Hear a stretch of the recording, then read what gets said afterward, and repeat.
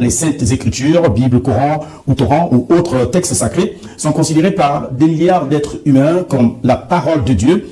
Mais à l'heure des scandales religieux, des prêches marchands et des jeunes en quête de repères, une question devient urgente. Et si ces textes n'étaient pas la vérité, mais une construction humaine? Deux visions donc se dégagent ce soir. Il s'agit d'un côté le chocolat défi, critique féroce du christianisme institutionnel qui n'hésite pas à dénoncer la manipulation des foules au nom du sacré. Pour lui, les écritures sont des écrits fabriqués, utilisés pour contrôler. De l'autre côté, Dr Gasby, penseur venu de France, spécialiste du message du Christ, il combat lui aussi les fausses doctrines, mais défend avec force une foi profonde enracinée dans les enseignements du Nazaréen. Pour lui, au-delà justement des institutions, la parole de Jésus reste vivante, libératrice et vraie, de grands regards, de langage, de conviction et face à face sans filtre, entre foi et raison, entre doute et espérance. Restez avec nous, le débat commence maintenant.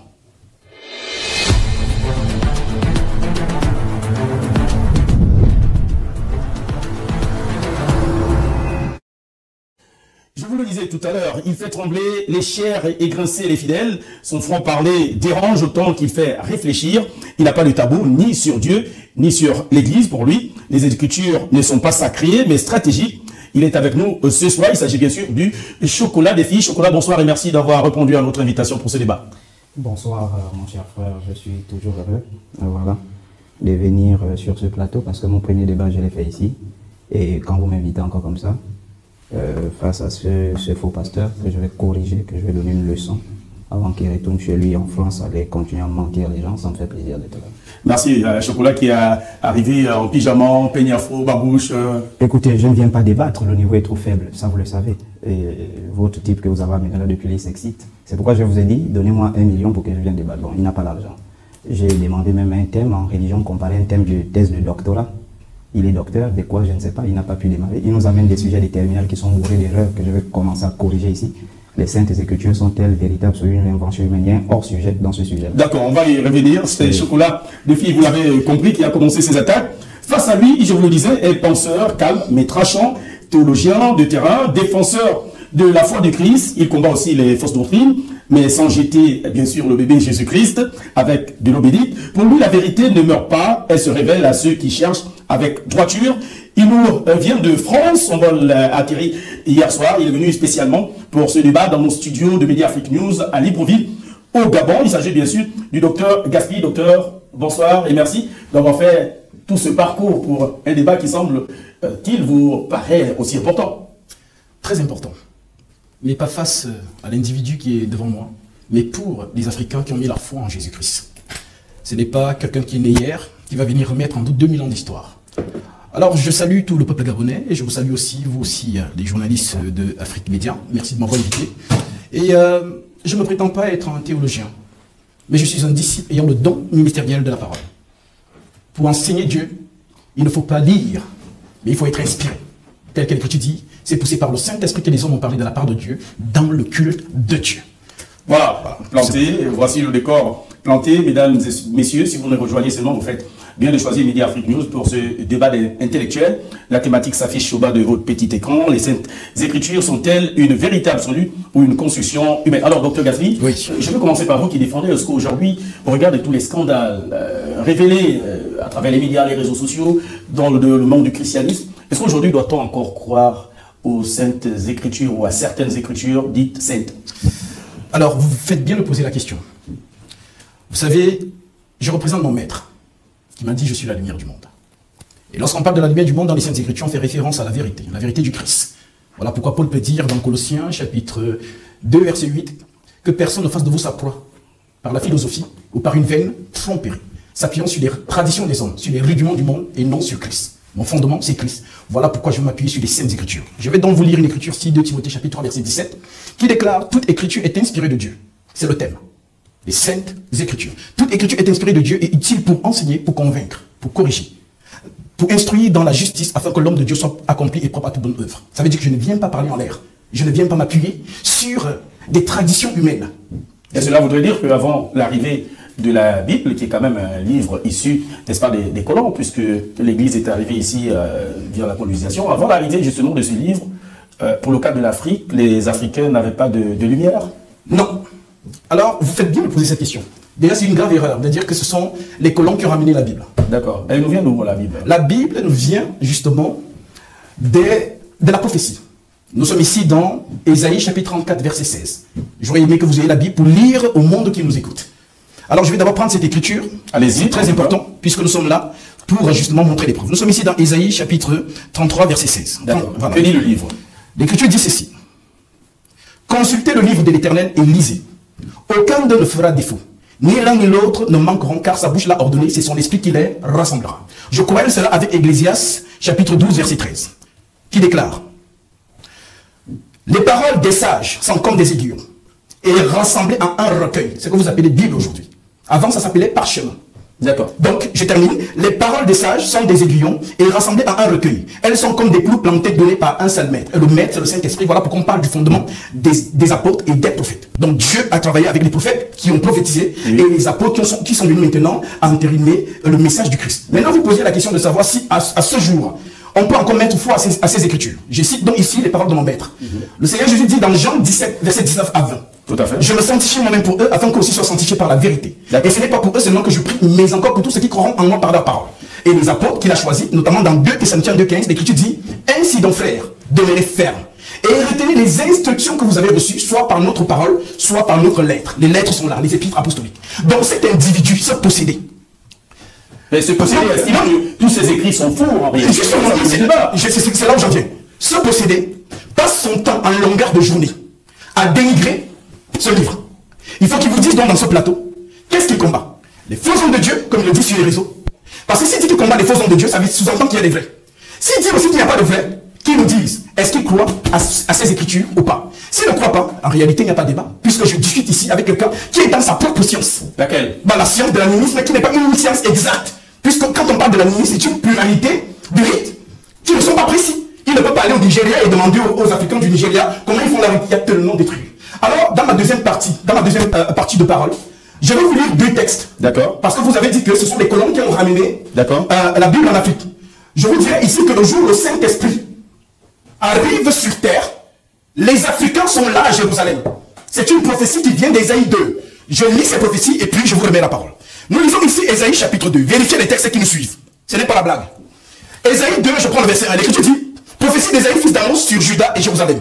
Il arrivera dans la suite des temps que la montagne de la maison de l'Éternel sera fondée sur des montagnes, sur le sommet des montagnes, qu'elle se lèvera par-dessus les collines, et que toutes les nations y afflueront. Toutes les nations y afflueront. L'Écriture continue en disant: des peuples s'y rendront en foule et diront: venez, et montons à la montagne de l'Éternel, à la montagne du Dieu de Jacob, afin qu'il nous enseigne ses voies, et que nous marchons sur ses sentiers, car de Sion sortira la loi, et de Jérusalem la parole de l'Éternel. Maintenant, ça s'accomplit où, cette prophétie? Elle s'accomplit exactement dans Actes chapitre 2. Je lis ici. Allez-y. Acte 2, verset 1. L'Écriture dit: le jour de la Pentecôte, ils étaient tous ensemble dans le même lieu.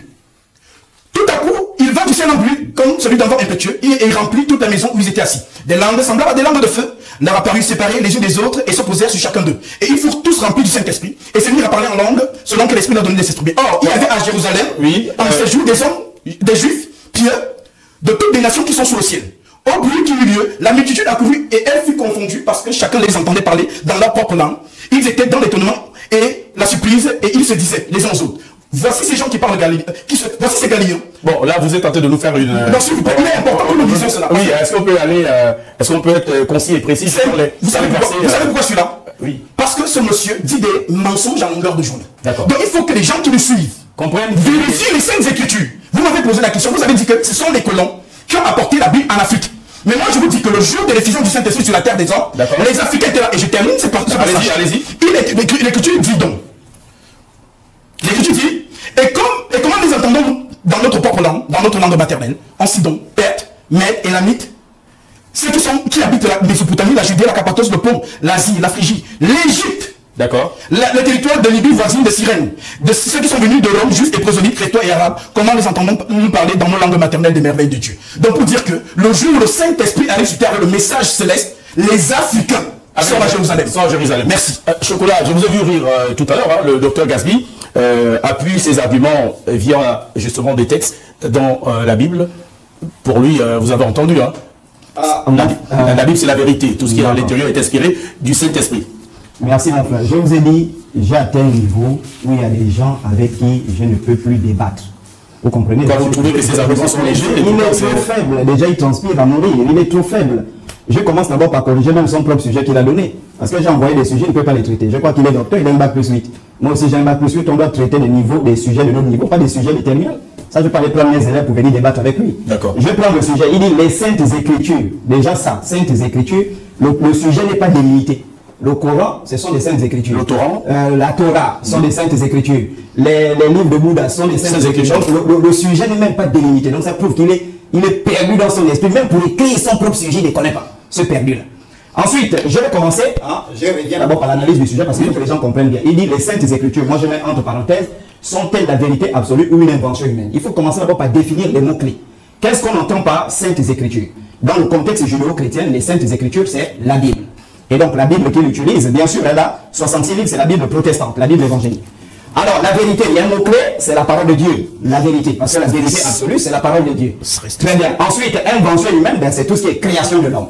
Si on reformule son sujet, ça nous donne en réalité, la Bible est-elle la parole de Dieu ou une création de l'homme? Voilà le sujet. Tout ce qu'il est en train de... Je ne sais pas, il n'a même pas posé les fondements. Je dis, c'est trop faible. Vous comprenez un peu? D'accord. Il s'est renseigné aujourd'hui. C'est tout le bruit que tu faisais sur la toile, là. Petit. Oh, regarde-moi. Tout le bruit que tu faisais sur la toile. Monsieur, parlez, on vous a posé des questions. Parlez, vous êtes intimidé. Je suis intimidé. Vous êtes intimidé, parlez, on vous a posé la question. J'ai bien tout le bruit que tu faisais sur la toile, là. Je vais te faire transpirer ici. Alors, la reformulation du sujet qu'il a donné, c'est pourquoi il ne peut pas travailler. Déjà, c'est pour quitter le sujet. Voilà. Ce sont les journalistes d'Afrique Média. Là, tu fais une erreur. on va pas revenir sur la thématique, on va pas revenir sur la problématique. Vous m'avez je réponds. Merci. D'abord, Dr Gasby, on va laisser le chocolat. On est bien évidemment, on va parler chocolat. D'accord, nous sommes dans un débat. D'accord, allez-y. Non, on va pas utiliser les mots forts. On va pas utiliser les mots forts, chocolat.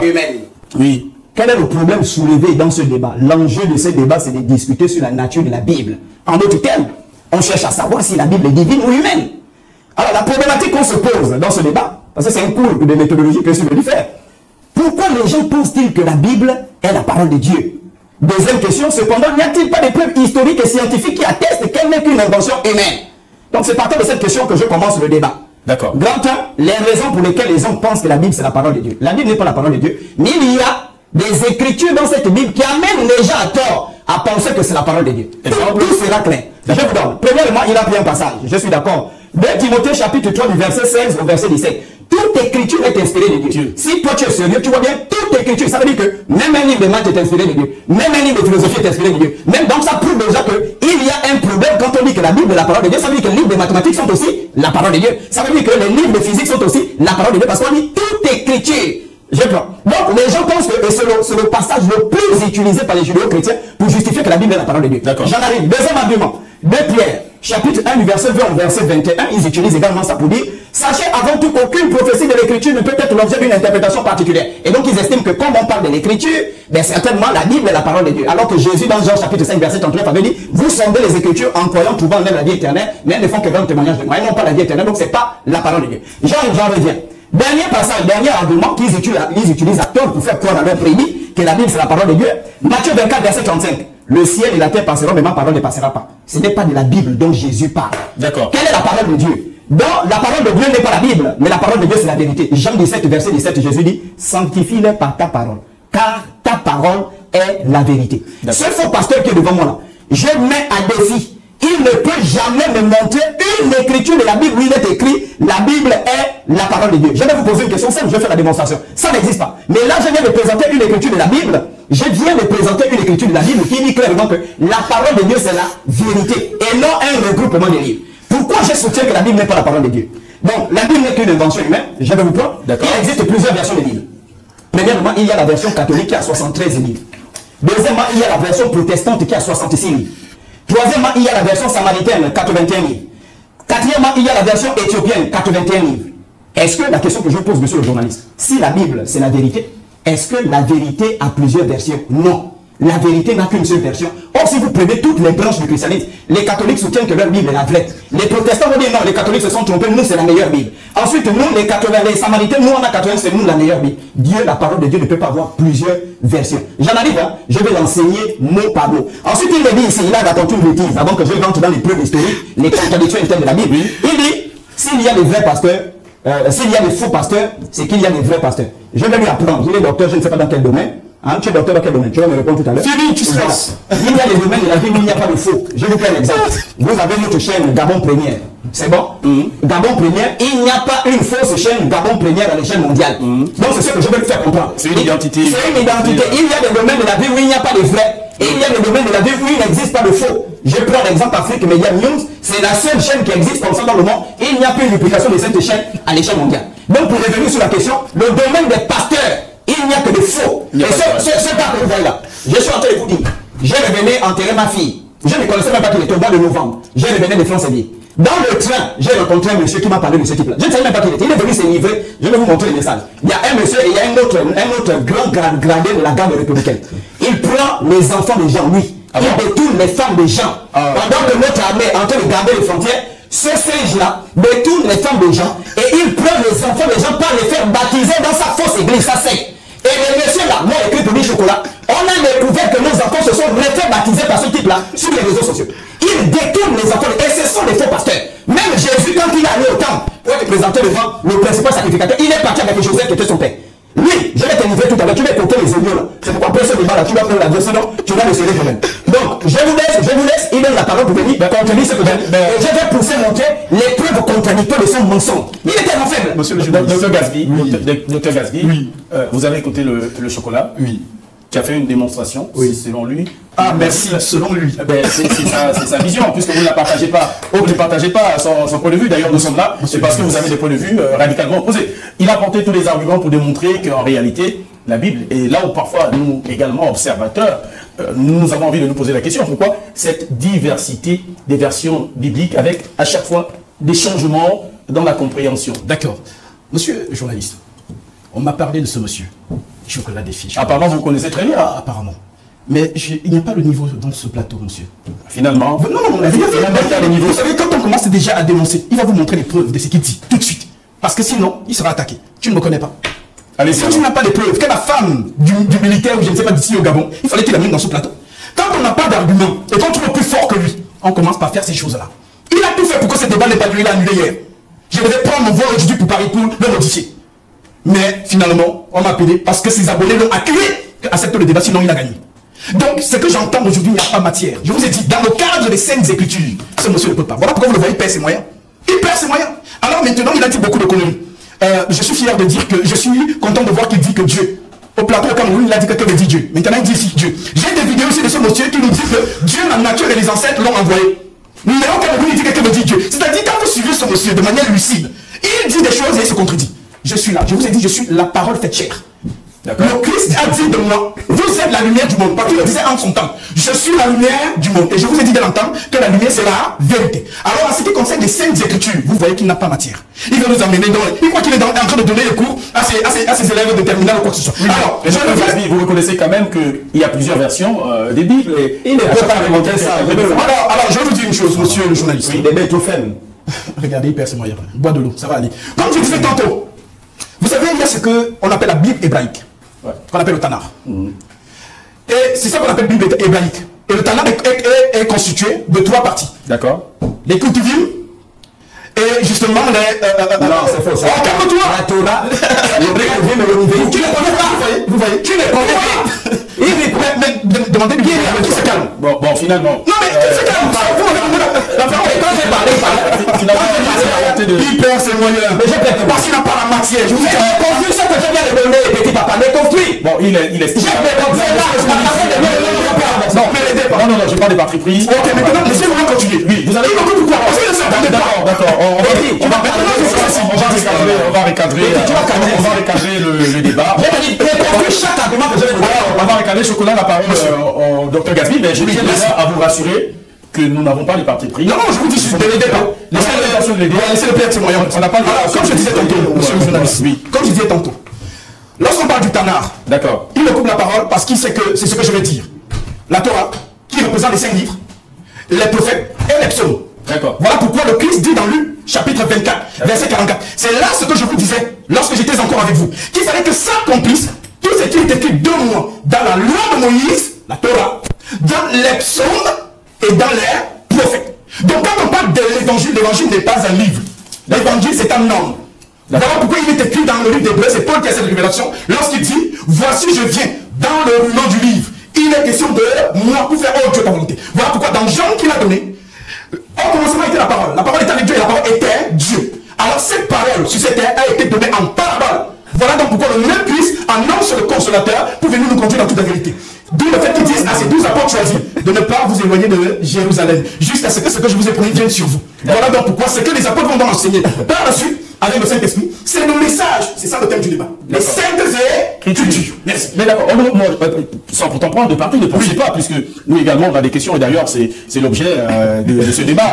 Chercher à comprendre, parce que autant que vous êtes peut-être certainement mieux aguerris que nous dans les questions religieuses. On veut apprendre en même temps que tous ceux qui nous suivent. On pose une question. Oui. Moi j'ai pas de problème avec la Bible. Hein. Oui, je pense que toute l'équipe technique également est d'accord avec moi. Oui. On essaie de comprendre pourquoi ces différentes Bibles, si toutes parlent de la même chose en réalité, alors, est-ce qu'il y a certains qui modifient à leur guise et à quel profit? Non, c'est pas une question de modification. Certains nous disent même que la meilleure version, c'est Louis Segor. On ne sait pas trop. Vous savez, les versions sont des maisons d'édition. D'accord. Vous allez trouver Martin, Darby, et ainsi de suite. Ce sont les maisons d'édition. D'accord. Donc, en ce qui concerne la Bible, nous connaissons l'histoire de Luther. D'accord. Qui sort du Vatican et qui se retourne contre le Vatican concernant justement les mœurs qui se font dans le Vatican et l'enseignement qu'il donne. Voilà pourquoi il écrit justement cette Bible-là en 1522, qui va être complétée en 1534. Donc, lorsqu'on parle donc des Saintes Écritures, vous savez, moi je suis un docteur, pas un docteur désigné par un homme ou un du Saint-Esprit. Voilà pourquoi.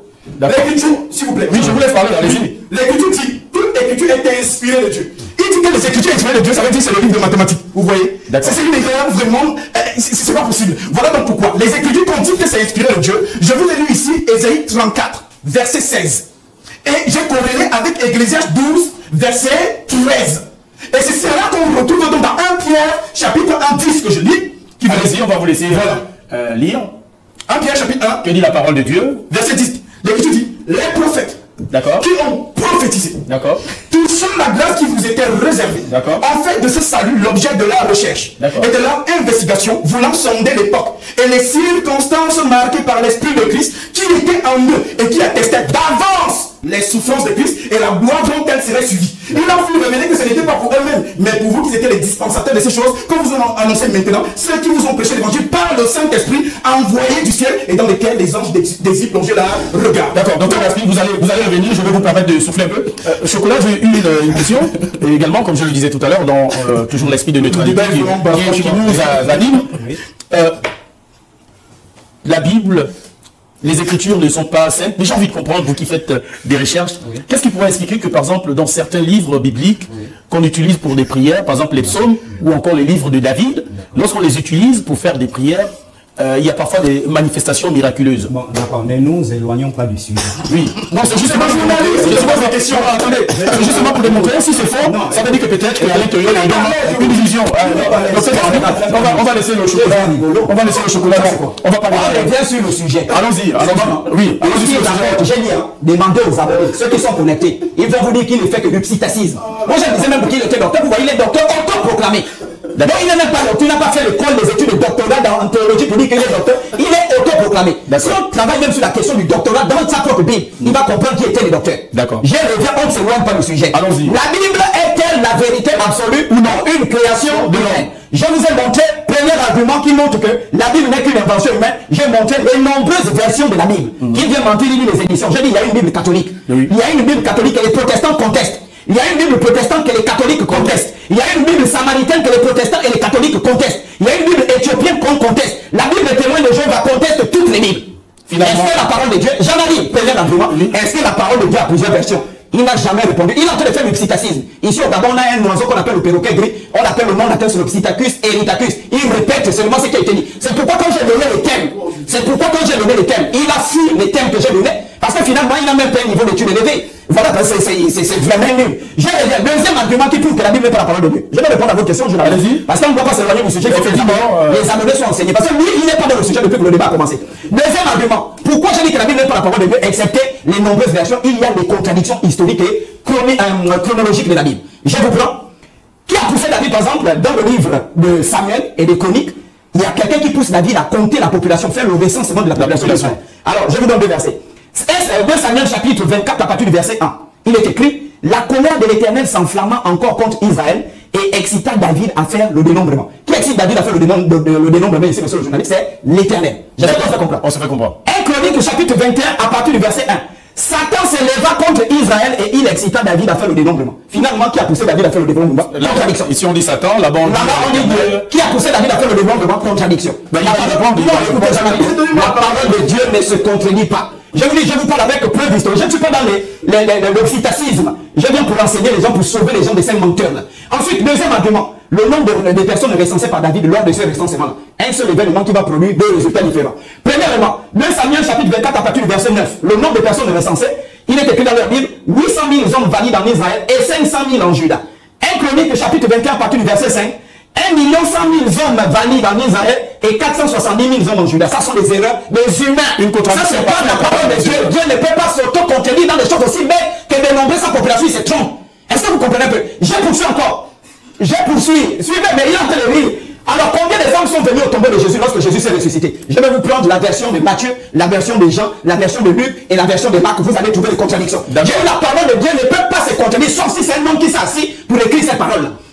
Matthieu 28 à partir du verset 1. Marie de Magdala et l'autre Marie se sont retrouvées à la tombe. Deux femmes. On est d'accord? Oui. On prend ensuite Marc 16 à partir du verset 1. Marie-Madeleine, Marie mère de Jacques et Salomé. Trois femmes. Donc on a ici déjà Matthieu qui a une version, qu'il y a deux femmes qui sont parties à la résurrection de Jésus. Marc vient dire non, il y avait trois femmes. Ensuite on a Luc qui vient, Marie de Madeleine, Jeanne, Marie mère de Jacques et d'autres femmes. Donc quatre femmes plus. Et ensuite Jean termine, dans Jean chapitre 20, à partir du verset 1, il est écrit Marie de Madeleine seule s'est rendue au tombeau de Jésus. Contradiction. Quatre évangiles qui racontent un même événement et tous s'auto-contredisent.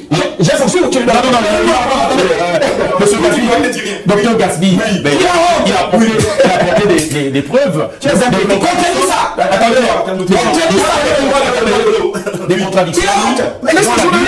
Des contradictions dans la Bible. Est-ce qu'on doit nous dire que ceux qui ont écrit la Bible, étant en fait de chair, étaient peut-être ivres? Alors, monsieur... En ce temps, ce qui pourrait expliquer... Monsieur le journaliste, oui. Voilà, monsieur le journaliste. Il va attaquer... Monsieur le journaliste, oui. Il est hors sujet. Ah, comment ça? Non, je vais vous expliquer pourquoi. Oui. Parce que ce qu'il est en train de faire, c'est quoi? C'est de chercher justement les contradictions. Vous montrez que...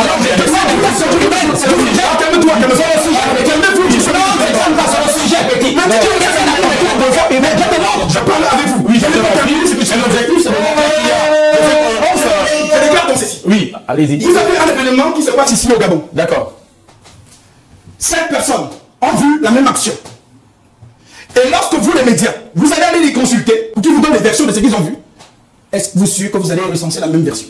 Mais c'est pas la parole. Calme-toi! Qui se calme? Non, monsieur le journaliste, non. Qui se calme? Calme-toi. Non, calme-toi. Non, les commandants. Je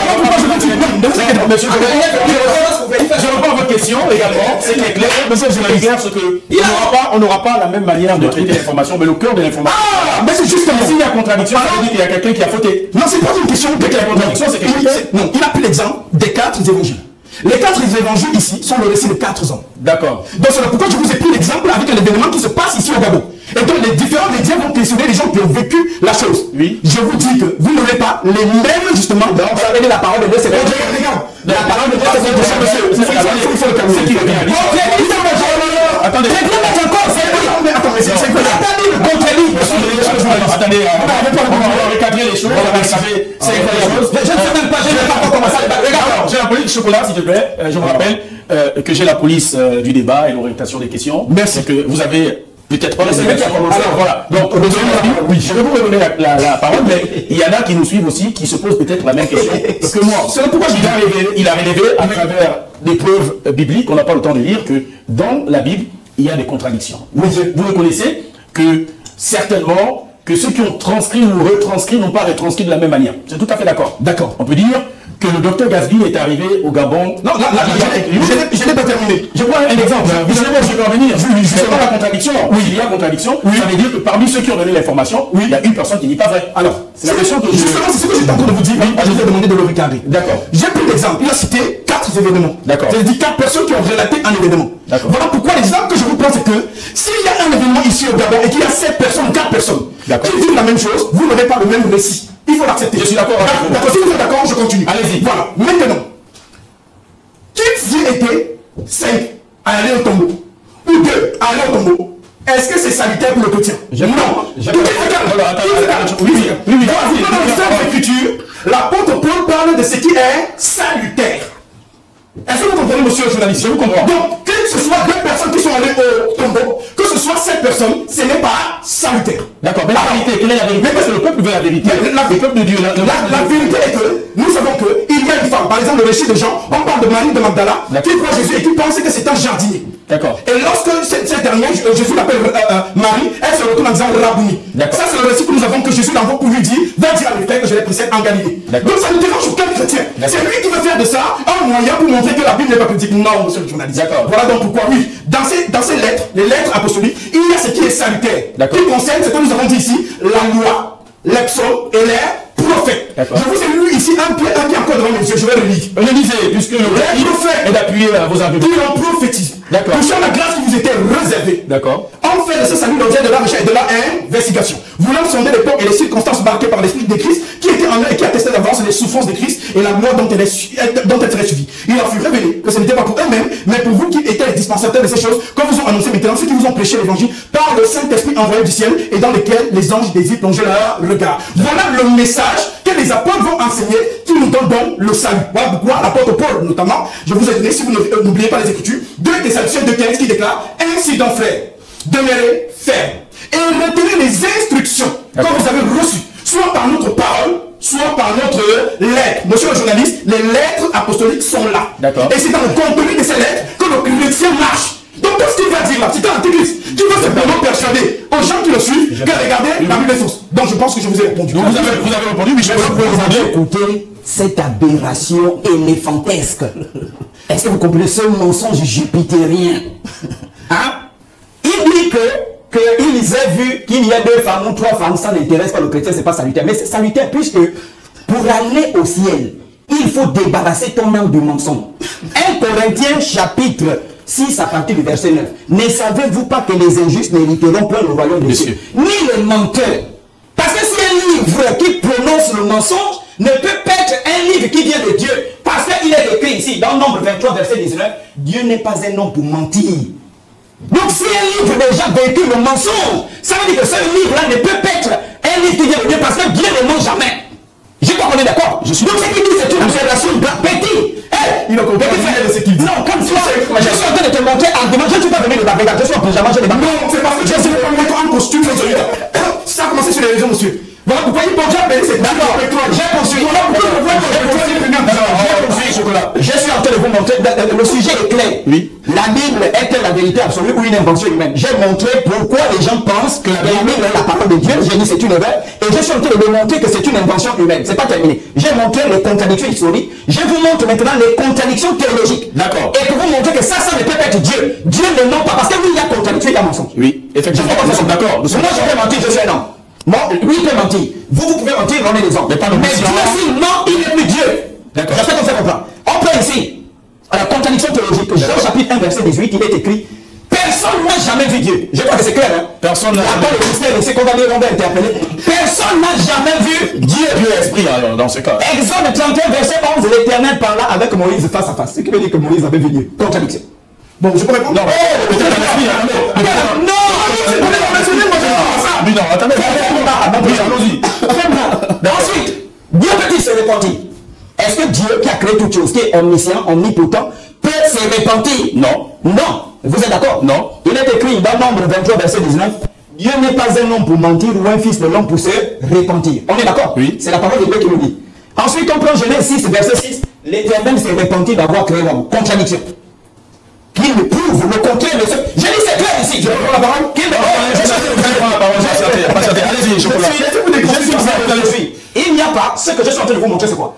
Les trompeurs, je vais descendre sur la construction de la Bible par Esdras. Parce qu'il connaît l'histoire de la Bible. Il vient, il parle de 2000 ans d'histoire. Mais je regrette et puis je comprends. Tu n'as pas un doctorat, tu n'as même pas un niveau. Bac plus 6, bac plus 7. Je regrette que vous m'amenez toujours ici en Afrique, mais il y a des gens qui n'ont pas mon niveau intellectuel. Est-ce que vous Écoutez, je vais vous faire tout à l'heure l'historicité de la naissance de la Bible. Comment Esdras va rassembler chaque Bible avec chaque année. Celui ne connaît pas. Il parle de 2000 ans d'histoire de la Bible. Il y a des choses qui sont écrites dans la Bible que tu lis là, que les Égyptiens utilisaient il y a 3000 ans. Est-ce que je viens de vous montrer? Il va terminer rapidement. Oui, allez-y. Je suis en train de montrer. Le deuxième argument, contradiction théologique. Contradiction morale. Parce que Dieu ne peut pas se contredire sur le plan moral. Dans Matthieu 5, à partir du verset 44, on dit Dieu est amour. Mais comment ce Dieu qui est amour va rendre les gens esclaves? Exode 21, du verset 20 au verset 21. Il dit, l'esclave battu ne sera pas puni de mort. Donc Dieu encourage l'esclavage.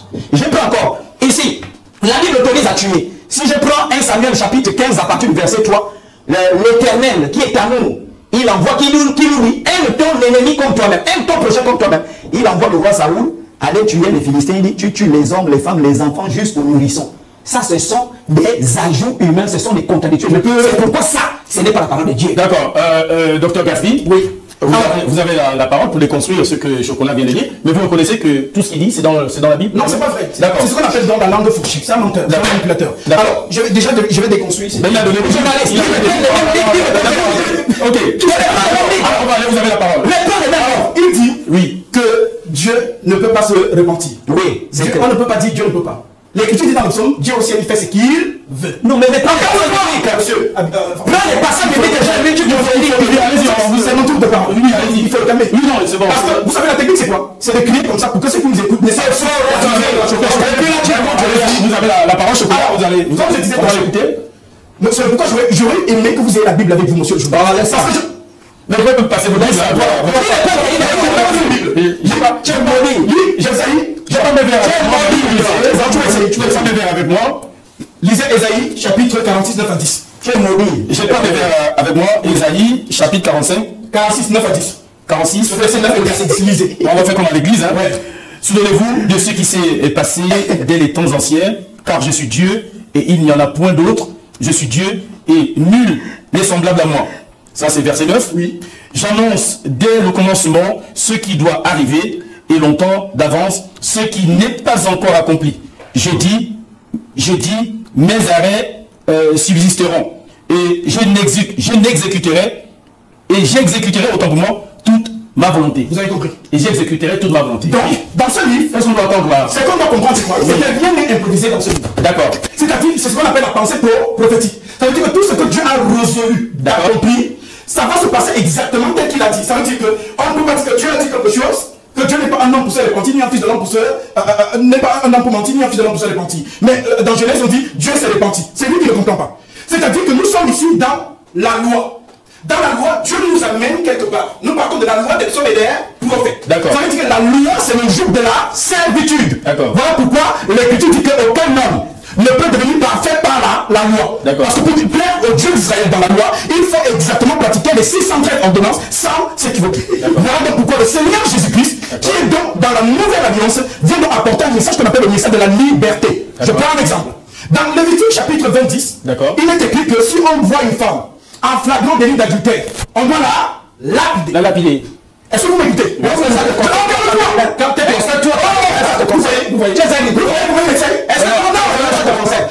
faut le contrôler. Il perd ses moyens pour comment on le mettra.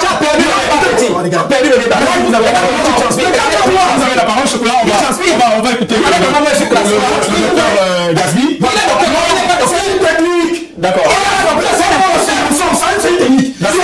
une technique. D'accord. Concentrez avec moi. Il a dit que dans la loi, c'est-à-dire nous sommes ici dans le cadre législateur de Dieu. Les enfants d'Israël sont dans cette législation.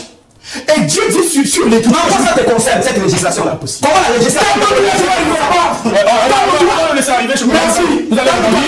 On parlait de législation. On parle donc de Lévitique 20. D'accord. Qui dit quoi? Si on trouve une femme en flagrant délit d'adultère, on lapidera cette femme. Cette dernière. Ça, c'est la loi, monsieur le journaliste. D'accord. Maintenant, je vous ai dit qu'on parle de la loi des psaumes et des prophètes. L'ancienne loi, bien sûr. Oui. Maintenant, Dieu, il y a longtemps qu'il a fixé. Vous avez lu ici, Ésaïe 46, 9 à 10. Souvenez-vous de ce qui s'est passé dans les temps anciens quand je suis Dieu, il n'y en a point d'autre. Je suis Dieu et nul n'est semblant à moi. J'annonce dès le commencement ce qui doit arriver et longtemps d'avant ce qui n'est pas encore accompli. Je dis mes arrêts subsisteront et j'exécuterai toute ma volonté. Donc nous partons de la loi. Monsieur le journaliste, la prophétie marche. Habakkuk chapitre 2. Maintenant, quand on arrive dans la réalité, qu'est-ce que nous voyons? Je vous laisse encore lire. Là, j'ai un problème de vue. Ok, donc je vais lire. Jean chapitre 8. Et vous allez voir son mensonge. Oui.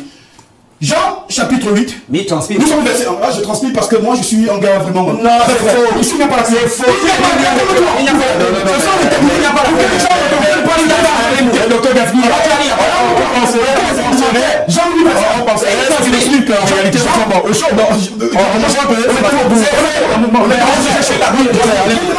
Les gens vont comprendre. Ils veulent qu'on évite pour que les gens comprennent. Allez-y alors. Jean-Louis. C'est ce qu'il disait de livrer. Vous voyez, j'ai fait l'exercice, c'est ça là. Vous voyez, expliquez alors aux gens. Jean-Louis Verset. Ah, j'ai bien le gifler comme ça. Non, non, non. Non, mais il est d'accord. Jean-Louis Verset 1. D'accord. Jésus se rendit dans la montagne des Oliviers, mais dès le matin, il alla de nouveau dans le temple, et tout le peuple vint à lui. S'étant assis, il les enseignait. Alors, les scribes et les pharisiens amenèrent une femme surprise en adultère. D'accord. Lévitique 20, 10. Le Dieu qui condamne. Maintenant. Et la plaçant au milieu du peuple, ils dirent à Jésus, Maître, cette femme a été surprise en flagrant délit d'adultère. Moïse dans la loi, la législature. Monsieur le journaliste. Moïse dans la loi nous a ordonné de lapider de telle femme. Toi donc, que dis-tu? Nous changeons donc de dispensation. Nous quittons de la servitude à la liberté. Voilà pourquoi la grâce dit rien ne vous a interdit, mais tout n'est pas utile. Dans l'écriture continue en disant, Moïse dans la loi nous a ordonné de lapider de telle femme. Toi donc, que dis-tu? Il disait cela pour l'éprouver, afin de pouvoir l'accuser. Mais Jésus s'étant baissé, écrivait avec le doigt sur la terre. Comme il continuait à l'interroger, il se releva et leur dit que celui de vous qui est sans péché lui jette la première pierre. Alors, monsieur le journaliste, non, c'est bon, on a peur. Non, expliquez-moi que nous soyons. Non, vous avez la parole, ne vous inquiétez pas. Lorsqu'il a la parole, il dit tout ce qu'il veut. Allez-y.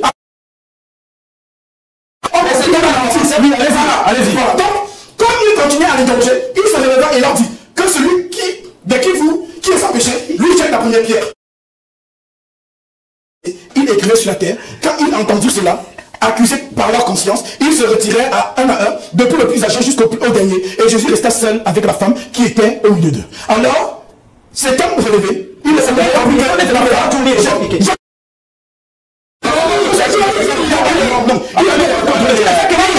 chasser des démons. Ah bon? Voilà pourquoi il est comme ça. Vous savez, quand on est dans un débat sérieux comme ça, quel débat sérieux comme ça?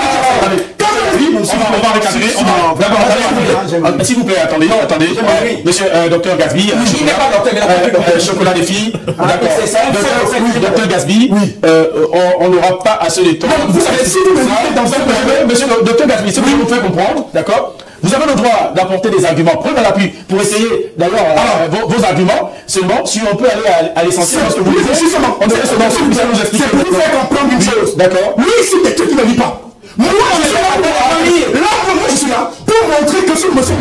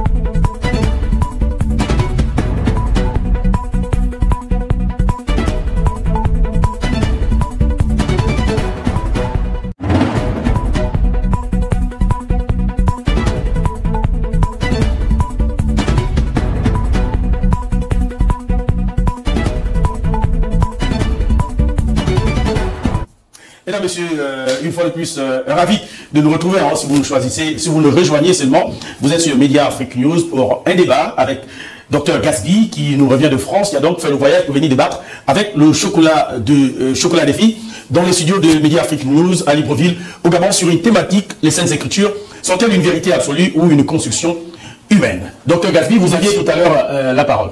Alors, comme je disais tantôt, vous avez vu comment, de manière chirurgicale, d'accord, je vous montre la marche de la prophétie. D'accord. Je vous ai lu ici, j'espère que vous n'oubliez pas les textes, je vous ai lu ici que l'Écriture dit la loi, les psaumes et les prophètes.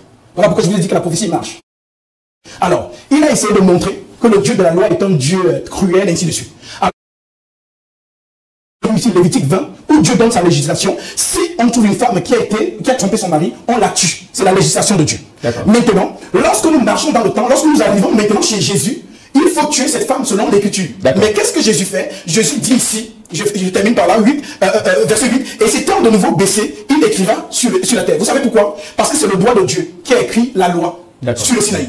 Maintenant, c'est le même doigt qui vient donc justifier cette femme. Donc il y a le temps de la condamnation et il y a le temps du pardon. Voilà donc pourquoi Jésus dit ici, quand il entendit cela, accusé par la conscience, il se retirait un à un, depuis le plus âgé jusqu'au dernier. Jésus resta seul avec la femme qui était là au milieu. Alors s'étant relevé et ne voyant plus que la femme, Jésus lui dit, femme, où sont ceux qui t'accusaient? Personne n'était-il condamné? Elle répondit, non Seigneur. Et Jésus lui dit, je ne te condamne pas non plus, va et ne pêche plus. D'accord. Qu'est-ce qu'on doit comprendre à travers ces livres? Qu'est-ce qu'on doit comprendre? Ce qu'on doit comprendre, c'est quoi? C'est ce que je vous disais. Nous partons de la loi, qui est une législation avec les marques que le Dieu d'Israël donne à son peuple.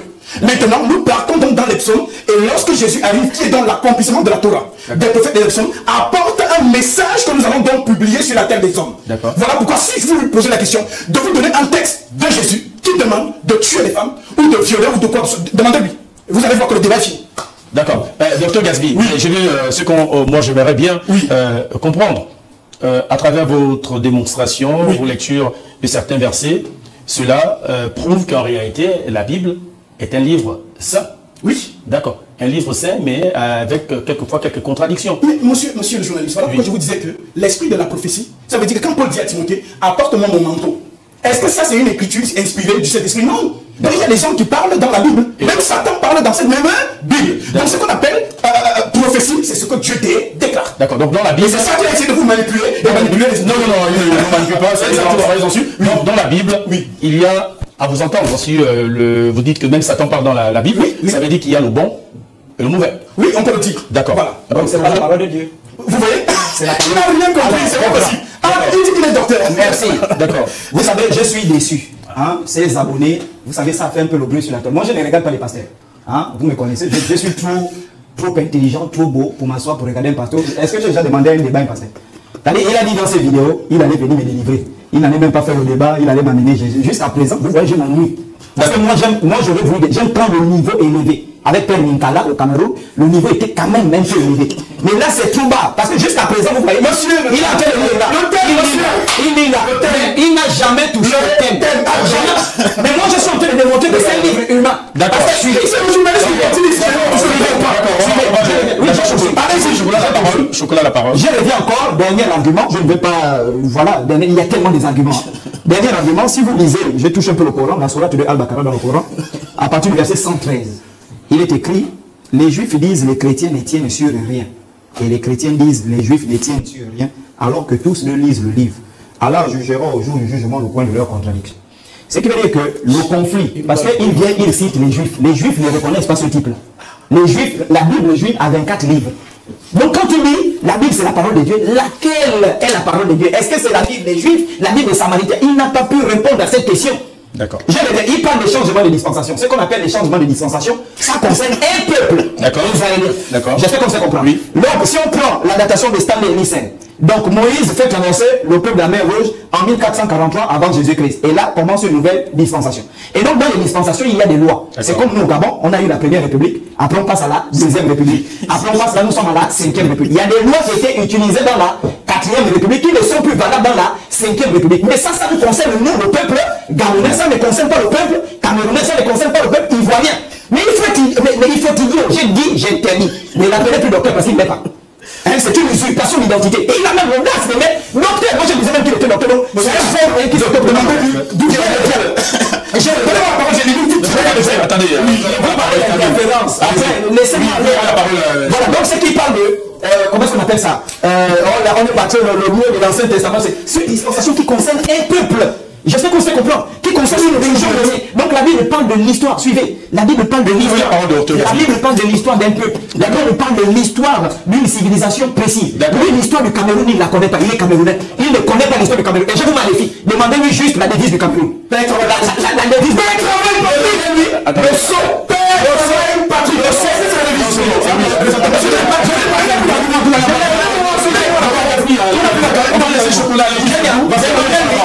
Demandez-lui la devise du Cameroun. Demandez-lui d'expliquer cette devise-là avec l'histoire de cette devise, il ne connaît pas. L'histoire de son pays. Suivez. C'est ça que l'histoire de son pays. Mais regardez comment il est libre. Regardez comment il est l'histoire de son pays.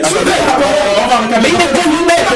Vous avez chargé d'interférence. Non, si vous entrez dans l'interférence, moi je suis fort dans ça. Ok. Est-ce que tu peux te les exciter? Est-ce que tu peux te les exciter? Non, attendez. Je n'ai pas terminé. C'est moi qui dirige. Est-ce que je Non, vous allez. Monsieur, s'il vous plaît, monsieur. C'est moi qui dirige le débat. Oui.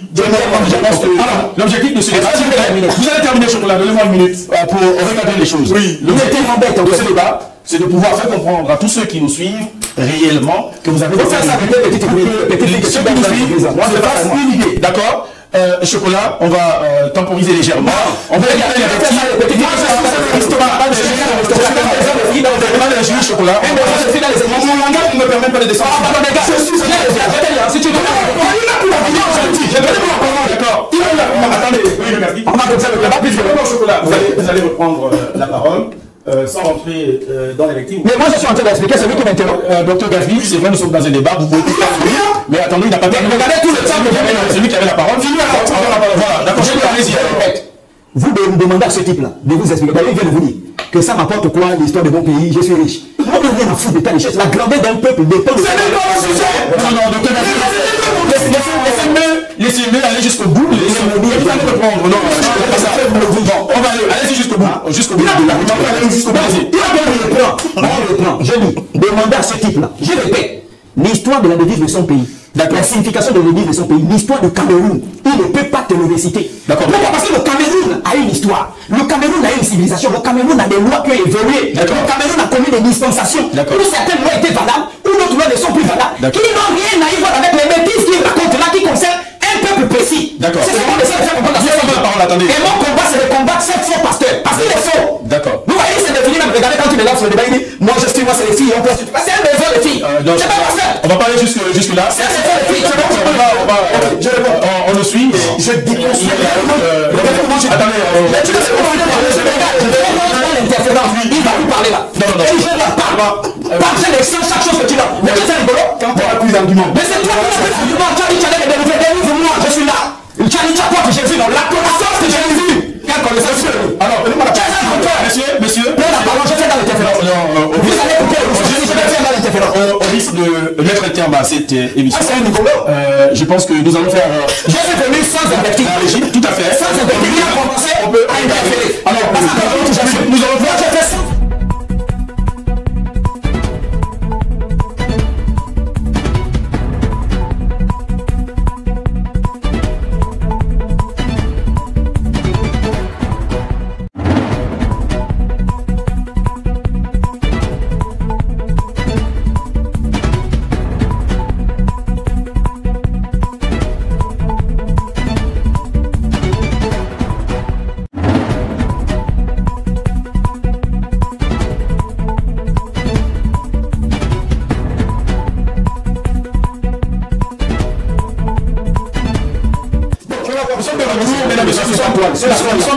Nous sommes de retour sur le plateau avec nos deux invités. Vous avez pu le constater, ça chauffe un peu les arguments de part et d'autre. Docteur Gasly. Votre monde est fait. Chocolat, on va laisser le docteur Gasly. Merci. 2 minutes. Oui, pour vite fait. Comment on a pris l'argument? D'accord. C'est ces réactions-là. Romains 11, il dit que ça ne m'intéresse à rien. Regarde. Romains 11, verset 11. J'ai dit donc, est-ce plus tombé qu'ils ont blanchi? Loin de là. Mais par leur chute, le salut est devenu accessible aux païens. Je ne suis pas un enfant d'Israël de souche. Je suis Camerounais, Betty de Yaoundé. Et je sors d'une famille royale. Il veut connaître l'histoire de mon pays. Je lui dis qui je suis, qui me connaît ici au Gabon. Alors, les cultures dit donc, je dis donc, est-ce pour tomber qu'ils ont branché loin de là. Par leur chute, le salut est devenu accessible aux païens, afin qu'ils fussent excités à la jalousie. Or, si leur chute a été la richesse du monde, et leur amoindrissement la richesse des païens, combien plus sera-t-il ainsi quand ils se convertiront tous? Je vous le dis à vous païens, en tant qu'apôtre des païens que je suis, je glorifie mon ministère, afin que s'il est possible d'exciter la jalousie de ceux de ma race et d'en sauver quelques-uns. Car si leur rejet a été la réconciliation du monde, que sera leur réintégration, sinon une vie d'entre les morts? Or, si les premiers sont saines, la masse l'est aussi, et si la racine est saine, les branches le sont aussi. Mais si quelques-unes des rachis ont été retranchés, et si toi qui étais un élevé sauvage, parlant des étrangers, tu as été entré à leur place, et rendu participant à la racine de la graisse de l'olivier, ne te glorifie pas au départ de cette branche. Si tu ne te glorifies, sache que ce n'est pas la racine qui te porte, ce n'est pas toi qui portes la racine, mais c'est la racine qui te porte. Pour dire que Israël, Dieu commence à marcher avec un peuple. D'accord. Donc, vous avez fini. Vous avez écrasé par le bas. C'est pas facile. Pour vous dire, ce qu'il a dit, je viens de le reconstruire. On va faire une première d'une minute, quand vous revenez de loin. 8 minutes, rapidement. Merci beaucoup. Rapidement. Avant de venir voir comment je l'ai déconstruit. Il a perdu sa face. Je prends la ceinture qu'il avait de champion ici au Gabon. Donc, les chrétiens du Gabon, quand votre foi soit ferme, il n'a pas tenu. Voilà pourquoi il a essayé de marmailler même le journaliste, mais on a tenu la tête du serpent. D'accord. Merci. Merci. Chocolat, 2 minutes pour ton mot de fin. Écoutez, je vous ai dit ici que je ne devais même pas débattre avec ce type. Est-ce que vous comprenez? Ce type n'a absolument rien démontré dans la Bible. Je vous dis, vous allez voir les captures sur la toile. On s'en occupe de lui. Il n'a rien. Il envoie des petites filles bêtes qui baissent dans l'église. Je le dis. Il envoie des petites filles de langage. Mais je suis on est parti de président. C'est pas ça qui parle. Mais tu es bête. Tu es bête. Le président nous regarde.